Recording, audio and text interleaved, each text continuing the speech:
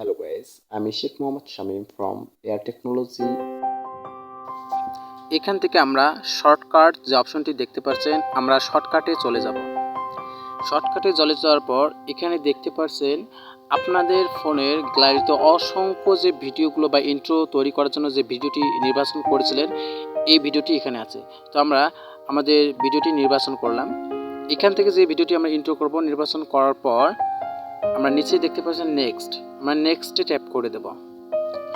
নেক্সটে ট্যাপ করে দেওয়ার পর একটু পরেই আপনারা দেখতে পারবেন আমাদের ভিডিওটি স্ক্রিনে শো করে গেছে।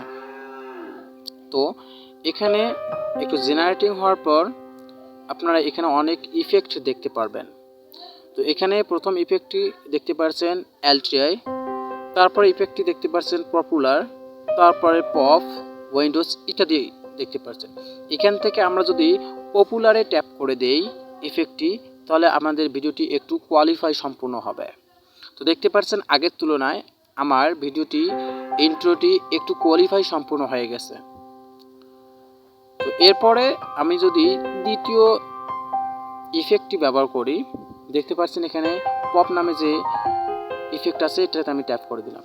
জেনারেটিং হওয়ার পর আপনারা দেখতে পাচ্ছেন আমাদের ভিডিওটি ইন্ট্রোটি আগের তুলনায় আরও একটু বেশি কোয়ালিফাই হয়ে গেছে। তো বন্ধুরা, আপনাদের ইচ্ছা মতো আপনারা এই ভিডিওগুলো কোয়ালিফাই করতে পারবেন অথবা ইন্ট্রোগুলো তৈরি করতে পারবেন।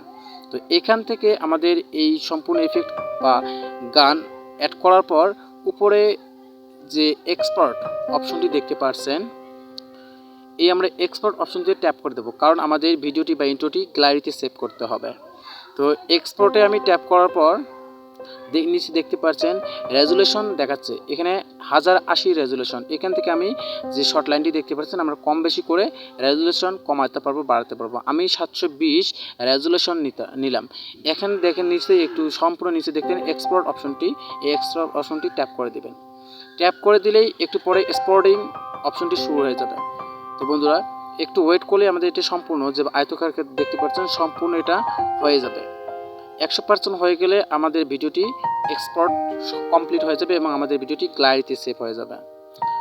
তো আমাদের ভিডিওটি এক্সপোর্ট হওয়ার পর উপরে যে ডান অপশনটি দেখতে পাচ্ছেন, ডান পাশের কর্নারে আমরা ডান অপশনটিতে ট্যাপ করে দেব। ডান অপশনটিতে ট্যাপ করে দিলে আমাদের ভিডিওটি ওকে আমাদের গ্যালারিতে পৌঁছেছে।